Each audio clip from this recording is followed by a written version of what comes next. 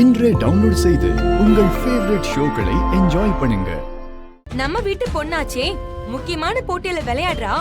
அதுல எப்படியாவது ஜெயிச்சு கப்பு வாங்கணும்னு அவளை உற்சாகப்படுத்துறதுக்காக குடும்பமே போயிருந்தோம். ஆனா அவளுக்கு நாங்க வந்தது பத்திலாம் பெருசா எந்த ஒரு ஆர்வமும் கிடையாது. அந்த மேட்ச் ஆரம்பிச்சதுல இருந்து முடிஞ்சு அவ கப்பு வாங்குற வரைக்கும் அவ புருஷன் வரல. அது ஒண்ணுதான் அவளுக்கு குறை.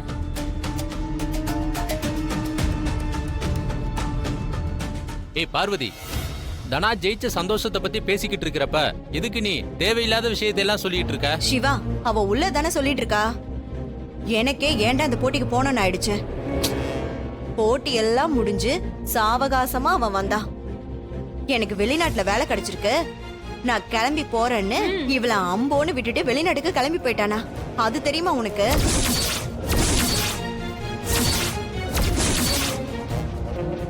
பத்மா, இந்த விஷயம் உனக்கு எப்படி தெரியும்? ஆமா, நம்ம வீட்ல என்ன நடக்குதுன்னு நம்ம வீட்டு ஆளுங்களுக்கு தெரியறதுக்கு முன்னாடி இந்த ஊருக்கே தெரிஞ்சிருதே. அங்க சுத்தி இங்க சுத்தி கடைசியா நம்ம காதுக்கு வரும்போது அட அப்படியான்னு கேட்டு நம்மளே தெரிஞ்சுக்க வேண்டியதா இருக்கு.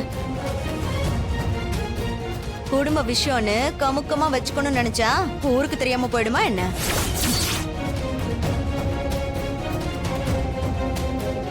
என்ன நடக்குது? தனா நம்மளெல்லாம் எதிர்த்துக்கிட்டு அவனை நம்பி போனா. இப்போ அவளை விட்டுட்டு வெளிநாட்டுக்கு போனா அவ என்ன பண்ணுவா? அத்தை, அப்படி போனவன் 4 காசு சேரவும் எவளையாவது தேடிக்கிட்டு அங்கேயே செட்டில் ஆயிட போறான்.